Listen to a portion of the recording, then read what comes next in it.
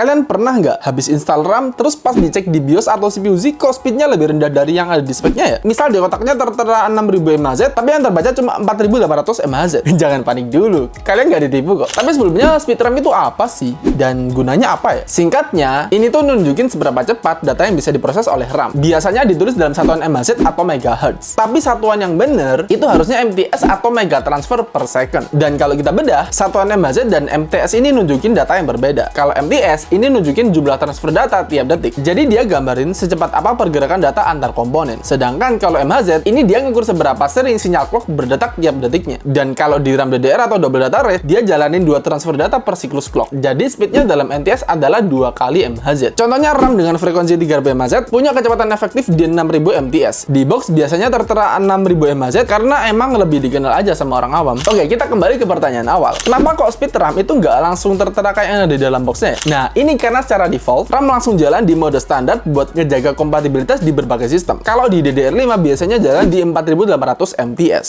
Dan kalau mau jalanin di full speednya, kalian perlu masuk ke BIOS, lalu aktifkan Intel XMP kalau di Intel dan AMD Expo di AMD. Keduanya ini merupakan fitur overclock otomatis untuk RAM. Jadi kecepatan RAM kalian bisa langsung jalan full speed tanpa perlu setting-setting manual lagi. Beda kalau di motherboard model lama, ini kalian kudu setting manual satu-satu mulai dari speed, timing, voltase, dan sebagainya. Pertanyaannya, apakah speed RAM ngaruh dalam skenario gaming? Bisa kalian lihat sendiri ya, ini perbandingan antara RAM yang jalan di 4800 dan 6000 MTS. Oke, segitu aja buat pembahasan speed RAM kali ini, dan kalau ada yang kurang, kita diskusi di kolom komentar. Terakhir, buat kalian yang mau rakit PC dan konsultasi, bisa chat mimin kita, linknya ada di bio.